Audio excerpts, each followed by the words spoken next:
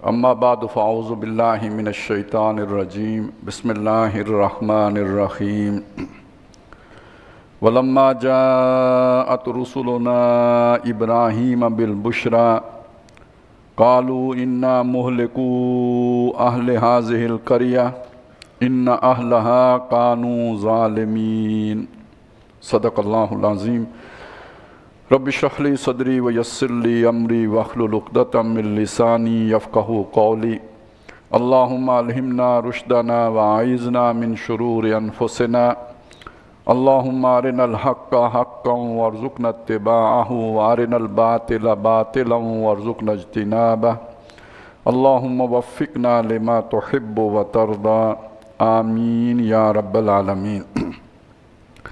سورۃ العنکبوت ہم پڑھ رہے ہیں، اور اس میں جو شروع میں واقعہ جس چیز پر رہنمائی دی گئی تھی وہ یہ کہ مکی دور کے ایک جب تشدد شروع ہوا ہے جسمانی، اس لیے کہ پہلے جو 3 سال ہے مکی دور کے اس میں کوئی جسمانی تشدد نہیں ہے، بلکہ جو کچھ بھی ہے قولی جو ہے وہ تشدد ہے، یعنی یہ کہ مجنون کہہ دیا، ساحر کہہ دیا، کذاب کہہ دیا، یعنی دل دکھانے والی باتیں ہیں جو انہوں نے کی ہیں، جس پر قرآن کہتا بھی یہی ہے کہ وَاصْبِرْ عَلَىٰ مَا يَقُولُونَ، جو کچھ یہ کہہ رہے ہیں اس پر صبر کیجئے۔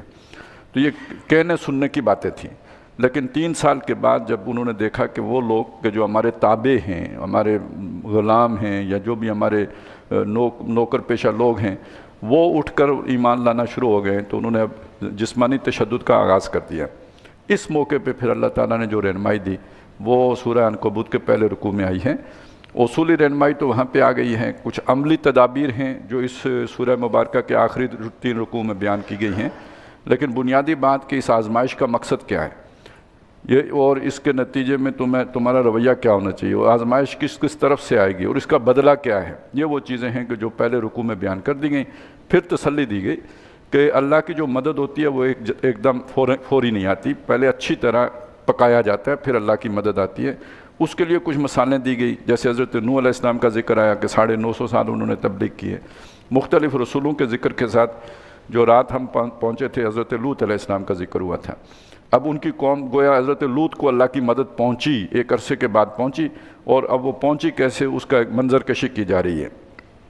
آیت نمبر 31 سے ہم شروع کر رہے ہیں۔ وَلَمَّا جَاءَتْ رُسُلُنَا إِبْرَاهِيمَ بِالْبُشْرَى، یہ حضرت ابراہیم علیہ السلام کے بھتیجے ہیں حضرت لوط علیہ السلام، اور وہ صدوم اور عمورہ کی بستیوں کی طرف رسول بنا کے بھیجے گئے، اور شام کے علاقے میں حضرت ابراہیم علیہ السلام کے عام پذیر ہیں، وہاں پہ ان کے پاس آئے اللہ کے فرشتے اور آ کے انہیں خوشخبری دی۔ یہ ہم تفصیل سے پڑھ آئے ہیں، یعنی حضرت اسحاق علیہ السلام کی خوشخبری دی۔ اور دوسری بات یہ بتائی، جب انہوں نے پوچھا کہ تمہارا اصل مشن کیا ہے، تو قالوا، وہ بولے، انا مہلکو اہل هذه القریہ، ہم اس بستی کو ہلاک کرنے والے ہیں۔ 2 بستیاں تھیں، دونوں کو تلپٹ کرنے کے لیے ہم آئے ہیں۔ ان اہلھا کانوا ظالمین، اور یہ کام ہم اس لیے کرنے آئے ہیں کہ اس کے جو رہنے والے ہیں، جو وہاں پہ جو بستی والے ہیں، وہ ظالم ہو گئے، گناہ گار ہیں۔ قال ان فیہا لوطا، حضرت ابراہیم علیہ السلام نے فرمایا اس میں تو لوط بھی ہیں، اور وہ یعنی یہ اتنا تو ابراہیم علیہ السلام کو ہے اندازہ کہ ان پر تو عذاب نہیں آئے گا، مسئلہ یہ کہ ان کے سامنے اگر عذاب آئے گا، اتنا ڈراؤنی صورت ہوگی، خوفناک منظر ہوگا، ہولناک کیفیت ہوگی، تو یہ دیکھنا بھی جو ہے وہ ان کے لیے ٹھیک نہیں ہے۔ تو اس کا جواب اس لیے انہوں نے پوچھا وہاں تو لوط بھی ہیں۔ قالوا نحن اعلم بمن فیہا، فرشتوں نے جواب دیا ہمیں خوب پتہ ہے جو کوئی بھی وہاں پہ ہے، سب کا ہمیں پتہ ہے۔ لَنُنَجِّيَنَّهُ وَأَهْلَهُ إِلَّا امْرَأَتَهُ، ہم صرف اس کو ہی نہیں اس کے گھر والوں کو بھی سب کے سب کو بچا لیں گے۔ ہاں، ان کی جو زوجہ ہیں جو وہاں ہی انہوں نے شادی کی ہے، وہ جو ہے وہ سوائے ان کے باقی سارے گھر والوں کو، ان کی جو بیٹیاں وغیرہ ہیں ان کو بچا لیں گے۔ کانت من الغابرین، وہ رہ جائے گی پیچھے رہنے والوں کے ساتھ، یعنی ان کی ایک بیوی۔ وَلَمَّا أَن جَاءَتْ رُسُلُنَا لُوطًا، اب وہ منظر بدلا جب وہی فرشتے خوبصورت لڑکوں کی صورت میں حضرت لوط علیہ السلام کے دروازے پہ پہنچے۔ سیّا بہم، ان کو دیکھ کر وہ ناخوش ہوئے، یعنی انہیں تو اندازہ نہیں تھا کہ فرشتے ہیں، انہوں نے یہی سمجھا مہمان آئے ہیں، اور جس طرح کے مہمان ہیں ان کی عزت بچانا بہت مشکل ہو جائے گا، تو وہ اس سے ناخوش ہوئے۔ وَضَاقَ بِهِمْ ذَرْعًا، دل میں وہ انہوں نے تنگی محسوس کی، تنگ ہوئے اس ساری صورتحال سے۔ وقالو، اور وہ فرشتوں نے ان سے کہا، لا تخف، ظاہر ہے تھوڑی دیر وہ قوم بھی آئی، مکالمہ ہوا، وہ جب حضرت لوط بہت زیادہ رنجیدہ ہو گئے تو فرشتوں نے اپنا آپ جو ہے نا وہ اپنی شناخت ظاہر کی. انہوں نے کہا مت گھبراؤ، ولا تحزن، نہ غم کرو، انا منجو کا، ہم تو آپ کو نجات دلانے کے لیے آئے ہیں، ہم آپ کو بچانے کے لیے آئے ہیں. وَأَهْلَكَ، اور آپ کے گھر والوں کو بھی، إِلَّا امْرَأَتَكَ، سوائے آپ کی ایک اس بیوی کے، کانت من الغابرین، وہ پیچھے رہ جانے والوں میں سے ہوگی. اِنَّا مُنزِلُونَ عَلَىٰ أَهْلِ هَٰذِهِ الْقَرْيَةِ رِجْزًا مِّنَ السَّمَاءِ، ہم اتارنے والے ہیں اس بستی کے رہنے والوں پر آسمان سے ایک آفت، ایک عذاب. بما کانوا یفسقون، جو نافرمانیوں کا اودم انہوں نے مچا رکھا تھا اس کے بدلے میں. وَلَقَدْ تَرَكْنَا مِنْهَا آیَةً بَيِّنَةً، اور اس میں ہم نے ایک نشانی چھوڑ دی. ایک نشانی تو یہ کہ جو بھی وہاں سے گزرے اسے معلوم ہے کہ ان بستیوں کے ساتھ معاملہ کیا ہوا تھا، اللہ کا عذاب جب آتا ہے تو کیسے آتا ہے. باقی یہ کہ اب کہا یہ جاتا ہے کہ ان کے کوئی نشانات ملے بھی ہیں، کوئی بورائے مردار کے نیچے کوئی سیٹلائٹ سے دیکھی گئی ہیں کہ معلوم ہوتا ہے کوئی قدیم کسی بستی کے نشانات ہیں، لیکن وہ کھود کرید ہوگی، نکلیں گے، پتہ نہیں آخری کو اور کیا نشانی ظاہر ہوگی. لیکن ایک بڑی نشانی تو یہ، ایک قوم تھی ہنسی خوشی رہتی تھی، اللہ کی حدود کو اس نے پامال کیا، فطرت کے راستوں کو اس نے روکا، اور اس کے نتیجے میں وہ برباد کر دی گئی. یہ بہت بڑی نشانی ہے کہ جو بھی غلط روش اختیار کرے گا وہ اس انجام سے دوچار ہوگا. یہ سبق ہے، یہی نشانی ہے. لیکن یہ سبق کون حاصل کرے گا؟ لِقَوْمٍ یعقلون، وہ لوگ حاصل کریں گے جو عقل سے کام لیتے ہیں، جو ہوش سے کو کام میں لاتے ہیں، جو سوچ سمجھ والے ہیں، سوچ سمجھ والے ہیں. وَإِلَىٰ مَدْيَنَ أَخَاهُمْ شُعَيْبًا، اسی طرح مدین کی طرف ان کے بھائی شعیب کو بھیجا. فقالا، انہوں نے آ کے کہا، یا قوم، اے میری قوم، اعبدوا اللہ، اللہ کی عبادت کرو، بندگی کرو، وارجوا الیوم الآخر، آخرت کی امید رکھو، آخرت کے دن کی امید رکھو، اللہ کے سامنے پہنچنا ہے، اپنے جو بھی اعمال ہیں ان کا حساب دینا ہے. وَلَا تَعْثَوْا فِي الْأَرْضِ مُفْسِدِينَ، اور زمین میں فساد مچاتے مت پھرو. فَكَذَّبُوهُ، اس قوم نے بھی انہیں جھٹلا دیا. شعیب علیہ السلام کی قوم، جو مدین والے تھے، انہوں نے شعیب علیہ السلام کو جھٹلا دیا. فَأَخَذَتْهُمُ الرَّجْفَةُ، ان کو ایک کپ کپی نے آ پکڑا، مطلب یہ کہ زلزلہ آیا. فَأَصْبَحُوا فِي دَارِهِمْ جَاثِمِينَ، تو اپنے گھروں میں ہی گھٹنوں کے بل پڑے رہ گئے. بڑی جو مقابلے پہ آتے تھے حضرت شعیب علیہ السلام کو، جو کہتے تھے کہ ہم تمہیں قتل کر دیتے اگر تمہارا جو ہے نا وہ خاندان نہ ہوتا، لیکن ان میں سے کوئی چون بھی نہیں کر سکا، ہل بھی نہیں سکا، اپنے ہی گھروں میں گھٹنوں کے بل پڑے رہ گئے. ایک زلزلے نے انہیں تہ و بالا کر دیا. وعادن و سمود، اسی طرح کا معاملہ قوم عاد کے ساتھ بھی ہوا اور قوم سمود کے ساتھ بھی ہوا. وقد تبین لکم من مساکنہم، اور ان کے حالات و احوال ان کی رہائش گاہوں سے، ان کی رہنے کی جگہوں سے تم پر کھل چکے. ان بستیوں پر سے تمہارا گزر ہوتا ہے اور تمہیں پتہ ہے کہ وہ کس انجام سے دوچار ہوئے. وزین لہم الشیطان اعمالہم، شیطان نے ان کے اعمال ان کے لیے مزین کر دیے تھے. یعنی مزین کر دینے کا مطلب کیا ہے؟ کوئی گندا کام، کوئی غلط کام جو فطرت جسے قبول نہیں کرتی، یا جسے ہم عام اپنی زبان میں کہتے ہیں کہ جی ضمیر میں کوئی خلش محسوس ہوتی ہے وہ غلط کام کر کے، اب شیطان اس کام کو کسی نہ کسی طرح جسٹیفائی کر دے، اس کی کوئی نہ کوئی ریزننگ کر دے، اس کو کسی نہ کسی طرح جو ہے نا ریشنل کوئی عطا کر دے، جس میں ایک تو وہ ضمیر کی چبھن ختم ہو جائے. اس کے لیے وہ کیا کچھ کرتا ہے؟ ایک بات یہ کہ بھئی یہ جو آپ سوچ رہے ہیں اس کا یہ اس طرح نہیں ہے، یہ فائدہ ہے، اس سے آپ مستقبل میں یہ آپ کو فائدے ملیں گے، تو مزین اس طرح کیا جاتا ہے. اور پھر اس کے اندر جو ہے نا وہ ایک جو چمک ظاہری پیدا کی جاتی ہے، حقیقت تو اس کی کچھ بھی نہیں ہوتی، لیکن یہ کہ بہرحال آدمی اس کے پھندے میں آ جاتا ہے اس کی ظاہری چمک دھمک کو دیکھ کے. نظر کو خیرہ کرتی ہے چمک تہذیب حاضر کی، تو یہ جو چمک ہوتی ہے بہرحال یہ بندے کو اپنی طرف کھینچتی ہے. تو اس طرح شیطان برے اعمال کو مزین کر دیتا ہے. یہ ایک ایسی بات ہے، دیکھیں برے اعمال کو ہم منکر کہتے ہیں. منکر وہ کہ جس کو دیکھ کے طبیعت انکار کرے، انسان کی فطرت اسے قبول کرنے کے لیے تیار نہ ہو، پہچاننے کے لیے تیار نہ ہو، گویا وہ اس کے لیے اجنبی ہے. تو اب ایک ایسی شے کی طرف وہ کیسے جائے گا؟ یہ بالکل ہی ایسی چیز ہے کہ جو بھی یہ چوہا وغیرہ ہوتے ہیں نا، یہ زہر اگر آپ ان کے سامنے خالص زہر رکھ دیں یہ کبھی نہیں کھائیں گے. وہ سینس کر لیں گے یہ بو صحیح نہیں ہے، مضر بو ہے، مولک بو ہے، یا یہ کھا کے بچیں گے نہیں. کوئی بھی جو جانور ہے اس کے سامنے آپ خالص اگر زہر رکھیں گے وہ نہیں کھائے گا. اب وہ زہر کھلانے کے لیے آپ کو کوئی جتن کرنا پڑے گا، اس کے اوپر کوئی جو ہے نا گھی لگانا پڑے گا، کوئی آٹا لگانا پڑے گا، کوئی اس طرح کا جو ہے نا کوئی شوگر کوٹڈ جسے ہم کہتے ہیں وہ کرنا پڑے گا. اب وہ آرام سے اسے کھا لے گا. تو شیطان گناہوں کو مزین کر کے ہمارے آگے رکھتے تب ہم کرتے ہیں. اب اس کی اگر آپ مثال سمجھنا چاہیں تو آدم علیہ السلام کے سامنے اس نے جا کے یہ تو نہیں کہا تھا کہ یہ درخت کا پھل کھاؤ تو یہ اللہ کی ناراضگی ہوگی تو پھر آپ جو ہے نا بہت راضی ہو جاؤ گے، یہ نہیں کہا. اس نے کہا یہ کھا کے آپ فرشتے بن جاؤ گے. اور یہ کھا کے آپ کو جو ہے نا وہ ایک ایسی بادشاہی ملے گی جو کبھی ختم ہی نہیں ہوگی۔ تو یہ ہوتا ہے گناہ کو مزین کرنا، اللہ کی نافرمانی پر چکنی چپڑی باتوں کے ذریعے سے یا سبز باغ دکھا کر آمادہ کر لینا۔ جو کام ٹھگ کرتے ہیں نا، جو آپ کو پلاٹ بیچتا ہے بندہ، تو یہ تو نہیں بیچتا کہتا نا کہ یہ خریدو گے تو نقصان ہوگا، وہ کہتا ہے ڈبل شاہ، تو یہی ہوتے ہیں۔ تو شیطان نے ان کے اعمال ان کے لیے مزین کر دیے، فصدہم عن السبیل، تو اس نے انہیں سیدھی راہ سے روک دیا، وکانوا مستبصرین، حالانکہ وہ بڑے سمجھدار لوگ تھے، یعنی ایسا نہیں سیانے بیانے لوگ تھے، یا جسے ہم کہتے ہیں نا دنیاوی اعتبار سے بہت سیانے تھے، ورلڈلی وائز پیپل تھے، لیکن یہ کہ یہ شیطان کے پھندے میں پھنس گئے۔ وقارون وفرعون وحامان، یہی کچھ بھی نہیں، وہ بھی سیانے لوگ تھے لیکن شیطان کے آگے ان کی سمجھداری کسی کام نہ آئی، یعنی قارون، فرعون، حامان۔ وَلَقَدْ جَاءَهُمْ مُوسیٰ، ان کے پاس بھی موسیٰ علیہ السلام آئے تھے، بالبینات، واضح نشانیاں لے کر آئے تھے، فَاسْتَكْبَرُوا فِي الْأَرْضِ، لیکن انہوں نے زمین میں گھمنڈ کیا، وَمَا كَانُوا سَابِقِينَ، تو پھر جب ہم انہیں پکڑنے کے لیے بڑھے تو بھاگ نہیں سکے، ہماری گرفت میں آ گئے، ہمیں دوڑ کر شکست نہیں دے سکے، ہمارے ہاتھ سے نکل نہیں سکے۔ فَكُلًّا أَخَذْنَا بِذَنبِهِ، ہر ایک کو اس کے گناہ پر ہم نے پکڑا، یعنی یہ کوئی بھی قوم بے قصور نہیں ماری گئی، جرم پر پکڑی گئی۔ فَمِنْهُمْ مَنْ أَرْسَلْنَا عَلَيْهِ حَاصِبًا، ان میں سے وہ بھی ہیں کہ جن پر ہم نے پتھراؤ کیا، یہ قوم لوط کا ذکر ہم پڑھ چکے، اس پر پتھراؤ ہوا۔ وَمِنْهُمْ مَنْ أَخَذَتْهُ الصَّيْحَةُ، ان میں وہ بھی ہیں کہ جن کو چنگاڑ نے پکڑا، تیز آواز، اتنی زور کی آواز کہ اسی نے ان کا جو ہے نا دم نکال دیا، جیسے قوم سمود کا آتا ہے، قوم شعیب کا آتا ہے۔ وَمِنْهُمْ مَنْ خَسَفْنَا بِهِ الْأَرْضِ، اور وہ بھی ہیں کہ جنہیں ہم نے زمین میں دھسا دیا، ابھی قارون کا جو ہے نا وہ پچھلی صورت میں کل ہم نے پڑھا تھا، زمین میں اسے دھسا دیا۔ وَمِنْهُمْ مَنْ أَغْرَقْنَا، اور وہ بھی ہیں جنہیں ہم نے پانی میں غرق کر دیا، فرعون غرق ہوا، اور یہ کہ قوم نوح غرق ہوئی۔ وَمَا كَانَ اللَّهُ لِيَظْلِمَهُمْ، اور اللہ ایسا نہیں تھا کہ ان کے اوپر ظلم کرتا، یہ سارا جو ان قوموں کے ساتھ ہوا یہ اللہ نے زیادتی نہیں کی۔ وَلَٰكِنْ كَانُوا أَنفُسَهُمْ يَظْلِمُونَ، لیکن اپنی جانوں کے اوپر وہ خود ظلم کرنے والے تھے، یہ ان کے کیے کا نتیجہ ہے۔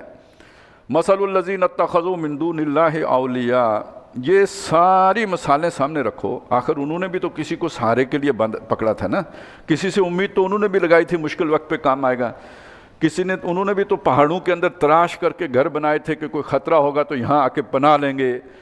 تو وہ لوگ کہ جنہوں نے اللہ کو چھوڑ کر کسی اور کو سہارے کے طور پر پکڑا، ان کی مثال، جنہوں نے کسی کو دوست بنایا، سہارا بنایا، ان کی مثال کا مثل العنکبوت، مکڑی جیسی ہے، اتخذت بیتا، وہ گھر بناتی ہے۔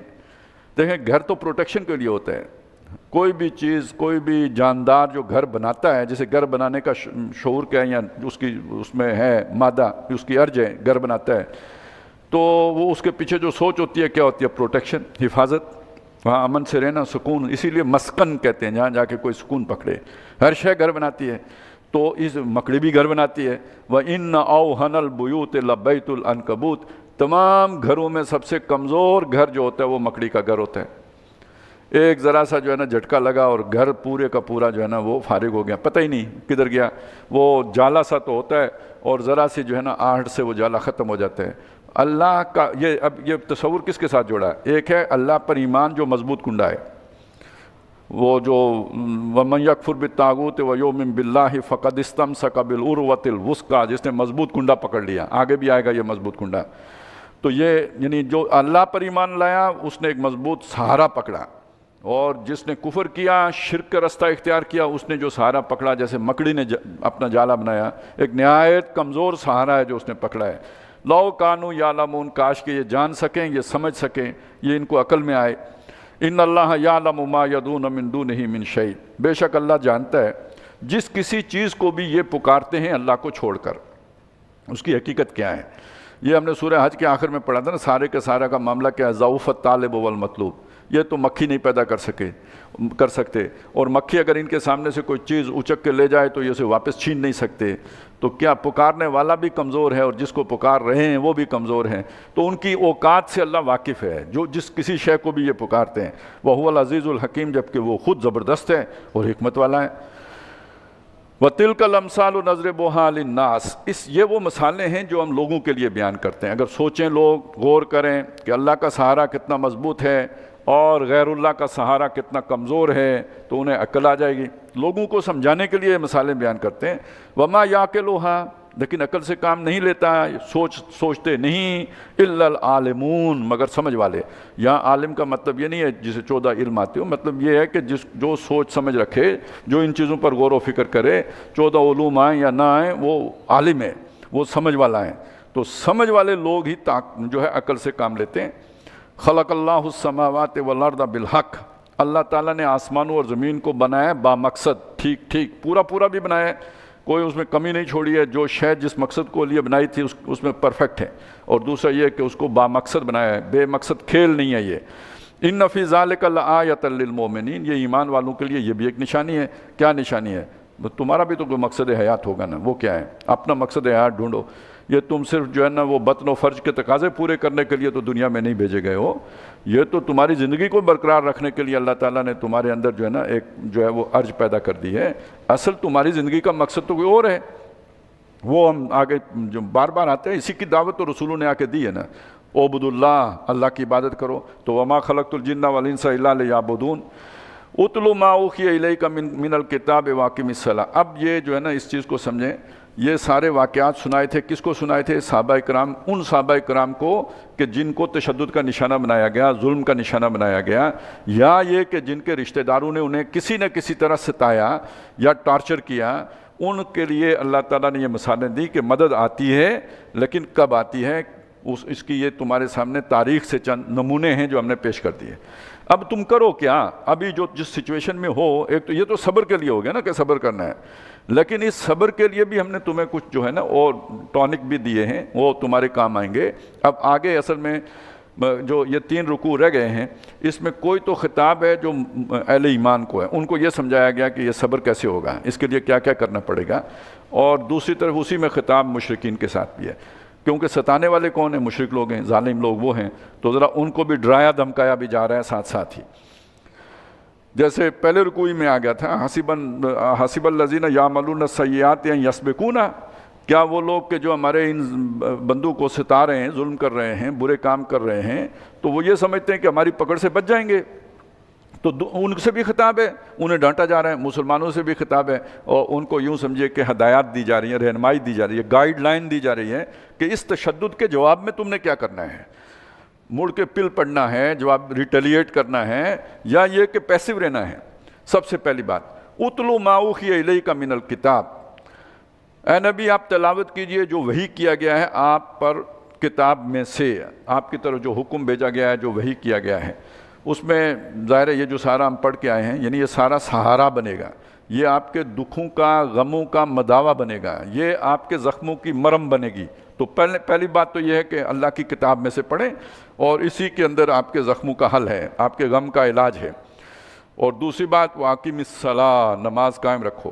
دیکھیے وہ پھر یاد کریں سورہ بقرہ، استعینوا بالصبر والصلاۃ، صبر اور نماز کے ذریعے سے مدد حاصل کرو۔ یہ مخالفت ہو رہی ہے، تشدد ہو رہا ہے، آپ کے اوپر ظلم ہو رہا ہے، آپ کو کھڑے رہنے کے لیے، پاؤں جما کے رکھنے کے لیے جس مدد کی ضرورت ہے، اس مدد کا ذریعہ نماز اور صبر ہیں۔ یہاں پہ بھی اس صبر کے لیے قرآن مجید کی تلاوت، اور وہ جو دوسری چیز آ گئی نماز۔ اچھا اب آپ نماز میں سوچیں، اس میں کیا ہوتا ہے؟ یعنی آپ نے ہاتھ باندھ لیے، اس کے بعد آپ نے ثنا پڑھی تو کس کو یاد کیا؟ اللہ کو۔ اس کے بعد آپ نے سورہ فاتحہ پڑھی تو وہ کدھر ہے؟ وہ قرآن ہی سے آئے ہے نا، قرآن کا دیباچہ ہے۔ پھر ساتھ کوئی صورت ملائی تو وہ بھی قرآن ہی کا حصہ ہے۔ پھر آپ نے رکوع کیا، تسبیحات پڑھیں تو وہ بھی قرآن کے حکم پر عمل ہے، فسبح بسم ربک العظیم۔ پھر آپ نے سجدے میں جا کے جو ہے نا تسبیح پڑھی تو وہ بھی سبح اسم ربک الاعلیٰ۔ تو یہ تو ساری نماز قرآن ہی ہے۔ تو گویا ایک قرآن کی تلاوت ہے جو آپ کہیں ترتیل کے ساتھ کریں یا تلاوت کے انداز میں کریں، جو گھر میں کریں، ایک اللہ نے اس کو پڑھنے کا ایک خاص طریقہ بھی بتا دیا ہے۔ تو یہ نماز میں کھڑا ہو کے پڑھنا ہے، یہ زیادہ فوکس ہو کے پڑھنا ہے، یہ اس کی زیادہ کمپوزڈ شکل ہے اسی ذکر کی جو آپ قرآن کے ذریعے سے کرتے ہیں۔ تو بطور خاص نماز بھی پڑھیں۔ ان الصلاۃ تنہی عن الفحشاء والمنکر، بے شک نماز جو ہوتی ہے وہ بے حیائی سے اور برائی کی بات سے روکتی ہے۔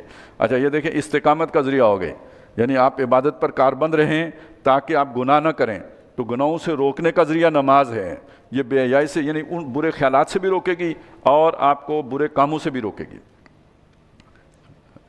اب یہاں پہ یعنی اس سے بھی ایک گمراہی نکلتی ہے نا، لوگ نکالتے ہیں وہ جنہیں نمازیں تو بہت پڑھتا ہے لیکن ساتھ یہ بھی کرتا ہے، تو یعنی اس کا مطلب ہے نماز پڑھنے کی ضرورت ہی نہیں ہے. نہیں، اس کا مطلب یہ نہیں ہے، اس کا مطلب یہ ہے کہ نماز کو ٹھیک کرنے کی ضرورت ہے. یعنی دوسرا نتیجہ اگر آپ نکال لیں کہ اب نماز کی ضرورت ہی نہیں ہے، تو یہ تو پھر دو گناہ ہو گیا نا. ایک نماز نہ پڑھنے کا گناہ ہو گیا، تو نماز اگر فائدہ نہیں دے رہی تو پھر یہ ہے کہ اس کے نتیجے میں آپ اپنی نماز کو ٹھیک کرنے کی کوشش کریں.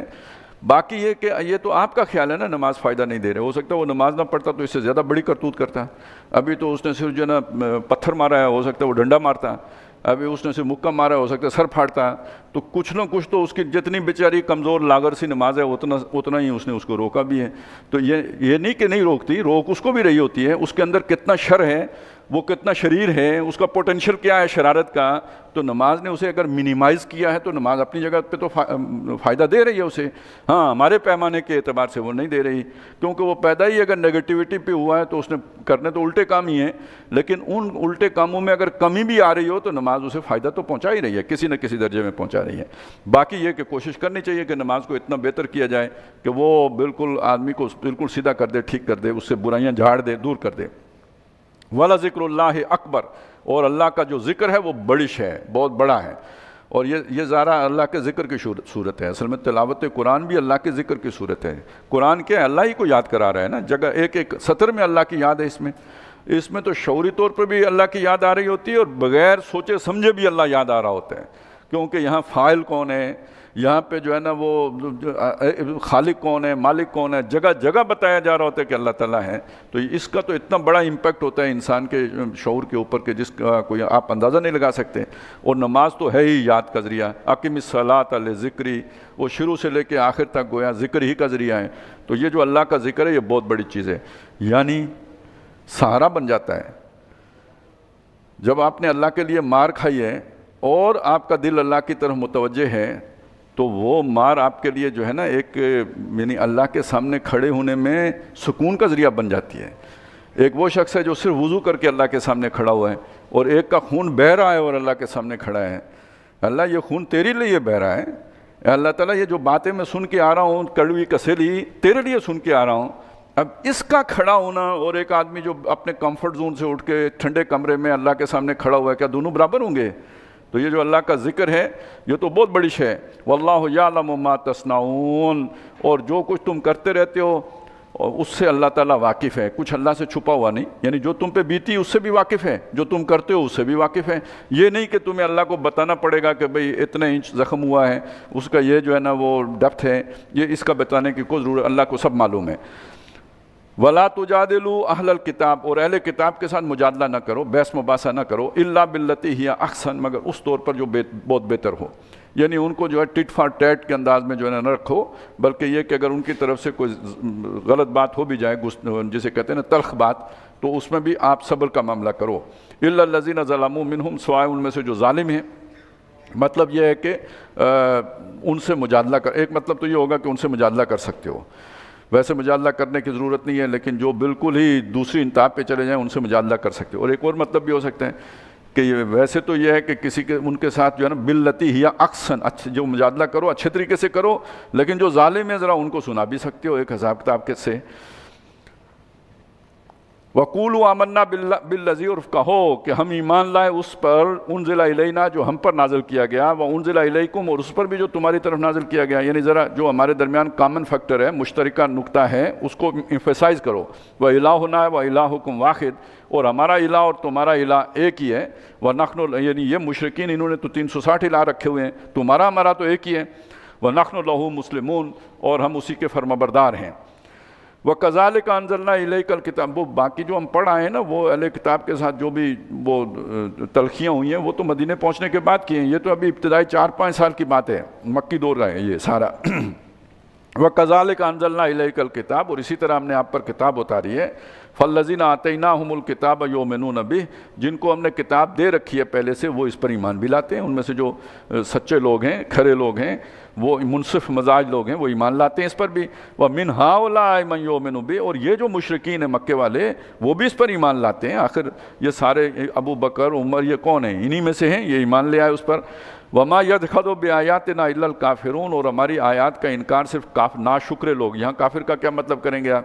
جو ہماری نعمتوں کی ناقدری کرنے والے، ناشکرے اور احسان فراموش لوگ ہیں، وہی ہماری آیات کا انکار کرتے ہیں۔ وَمَا كُنْتَ تَتْلُو مِن قَبْلِهِ مِن كِتَابٍ، اے نبی اس سے پہلے آپ کوئی کتاب نہیں پڑھا کرتے تھے۔ اصل میں یہ دلیل دی جا رہی ہے کس بات کی؟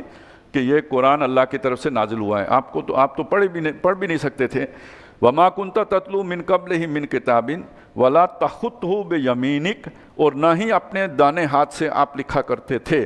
اس کا یہ مطلب نہیں کہ بائیں ہاتھ سے لکھ لیا کرتے تھے، مطلب یہ کہ عام معمول یہ ہے کہ آدمی جب بھی لکھتا ہے تو دائیں ہاتھ سے لکھتا ہے، یعنی آپ کو لکھنا، آپ لکھتے بھی نہیں تھے، یعنی لکھنا پڑھنا آپ کو نہیں آتا تھا، یعنی کتاب سے دیکھ کے پڑھنا نہیں آتا تھا، ہاتھ سے لکھنا نہیں آتا تھا۔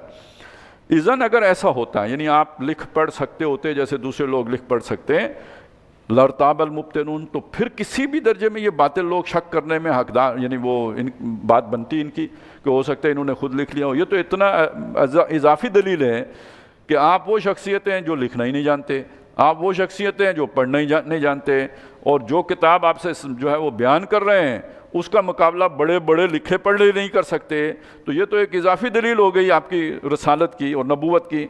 بل ہوا آیات بینات، اور اصل بات یہ ہے کہ یہ جو قرآن میں ہے نا، یہ وہ واضح نشانیاں ہیں فی صدور الذین اوتوا العلم، جو سمجھ والے لوگوں کے سینوں میں پہلے سے موجود ہیں۔ قرآن مجید کی جو باتیں ہیں، جو علم ہے، جو آیات بینات ہیں، یہ سمجھدار لوگوں کے دل کی آواز ہے، یہ ان کے اپنے خیالات و تصورات ہیں جن کو اللہ تعالیٰ نے الفاظ کی صورت دے کر اتارا ہے آپ کے قلب مبارک پر۔ وما یجحد بآیاتنا الا الظالمون، اور نہیں انکار کرتے ہماری آیات کا مگر وہی جو نا انصاف لوگ ہوتے ہیں، جو ظالم لوگ ہوتے ہیں، گناہگار لوگ ہوتے ہیں۔ یہ سارے ترجمے اس کے ہو سکتے ہیں۔ وقالوا لولا انزل علیہ آیات من ربہ، اور انہوں نے فرمائش کی یا اعتراض کیا کہ کیوں نہیں اتارا گیا ان پر ان کے رب کی طرف سے کچھ نشانیوں کو، مطلب معجزات کیوں نہیں دیے گئے انہیں۔ قل، فرما دیجئے، اب یہ سارے کلام جو ہے نا یہ مشرکین کو سمجھانے کے لیے، قل انما الآیات عند اللہ، کہ یہ جو نشانیاں ہیں یہ اللہ کی طرف سے ہوتی ہیں، یعنی وہ اس کا فیصلہ ہوتا ہے کسی کو نشانی یا معجزہ دکھانے کا، یہ رسول کے بس کی بات نہیں ہوتی۔ وَإِنَّمَا أَنَا نَذِيرٌ مُّبِينٌ، جبکہ میں ایک واضح طور پر خبردار کرنے والا ہوں۔ اولم یکفہم، کیا یہ بات ان کے لیے کافی نہیں ہے، انا انزلنا علیک الکتاب، کہ ہم نے آپ کی طرف ایک کتاب اتاری ہے، یتلا علیہم، جو ان پر پڑھی جا رہی ہے۔ اگر وہ سوچیں، اس کے مضامین پر غور کریں تو یہ خود ایک بہت بڑا معجزہ ہے۔ قرآن مجید سے بڑا معجزہ کون سا ہے جو یہ طلب کر رہے ہیں؟ ان فی ذالک لرحمۃ و ذکریٰ لقوم یؤمنون، بے شک اس میں رحمت بھی ہے اور یاد دہانی بھی ہے ان لوگوں کے لیے جو یقین رکھتے ہیں۔ قل کفیٰ باللہ بینی و بینکم شہیدا، اے نبی کہہ دیجئے ان سے کہ میرے اور تمہارے درمیان بطور گواہ اللہ کافی ہے۔ میں نے اللہ کا پیغام تمہیں پہنچایا اور تم نے جو روش اختیار کی اس کو بھی اللہ دیکھ رہا ہے، میری محنت کو بھی اللہ دیکھ رہا ہے، ہمارے درمیان گواہ کے طور پر اللہ کافی ہے۔ یعلم ما فی السماوات والارض، وہ جانتا ہے جو کچھ آسمانوں میں اور جو کچھ زمین میں ہے۔ والذین آمنوا بالباطل، اور وہ لوگ کہ جو ایک باطل پر تو یقین لاتے ہیں، یعنی بتوں کو تو مانتے ہیں، وکفروا باللہ، اور اللہ کا انکار کرتے ہیں، اولئک هم الخاسرون، وہی خسارہ پانے والے ہوں گے۔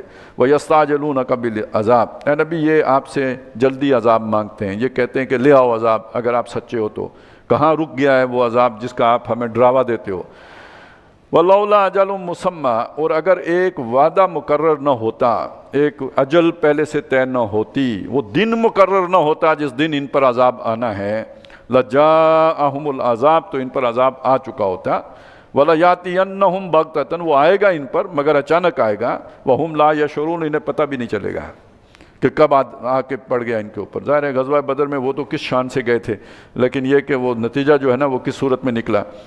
یستعجلونک بالعذاب، یہ آپ سے جلدی مانگتے ہیں عذاب۔ وَإِنَّ جَهَنَّمَ لَمُحِيطَةٌ بِالْكَافِرِينَ، اور دوزخ گھیرے ہوئے ہے کافروں کو، یعنی یہ جنہوں نے کفر کر لیا یہ گویا دوزخ کے گھیرے میں آ چکے ہوئے ہیں، اب کدھر بھاگ کے جائیں گے؟ جانا انہوں نے جو ہے سہج دوزخی میں ہے۔ یوم یغشاہم العذاب من فوقہم و من تحت ارجلہم، جب عذاب ان کو ڈھانپ لے گا ان کے اوپر سے بھی اور ان کے پاؤں کے نیچے سے بھی. وَيَقُولُ ذُوقُوا مَا كُنتُمْ تَعْمَلُونَ، اور اللہ تعالیٰ فرمائے گا اپنے اعمال کے نتیجے میں مزہ چکھو عذاب کا. یا عباد، اب پھر مسلمانوں سے خطاب ہے جو اذیت کا شکار ہیں، جو ستائے جا رہے ہیں، جنہیں باتیں سنائی جا رہی ہیں، جن پر تشدد کیا جا رہا ہے. یا عبادی الذین آمنوا، اے میرے وہ بندو جو ایمان لائے ہو، ان ارضی واسعۃ، میری زمین کشادہ ہے، وَإِيَّايَ فَاعْبُدُونِ، پس میری ہی عبادت کرنا ہے. زندگی کا مقصد عبادت ہے. زندگی کی مقصد دنیا میں آسانی ڈھونڈنا نہیں ہے، عبادت پر قائم رہنا ہے. اگر اس جگہ پر تمہارے لیے میری عبادت کرنا مشکل بنا دیا گیا ہے تو میری زمین کشادہ ہے، یہاں سے ہجرت کر جاؤ، جہاں پر میری عبادت آسان ہو وہاں چلے جاؤ. اصل میں ہجرت حبشہ اس کے نتیجے میں ہوئی تھی. وہ جو 80 لوگ مدینے سے نکل کر حبشہ گئے تھے، اپنا گھر بار چھوڑ کر، وطن مالوف چھوڑ کر، اور جا کے ایک پرائے دیس میں آباد ہوئے تھے. کیونکہ اصول یہ ہے کہ اللہ کی عبادت کو نہیں چھوڑنا. تو یہاں تو اللہ کی عبادت مشکل بنا دی گئی ہے، تو اب ہم اس کے لیے حبشہ جا رہے ہیں.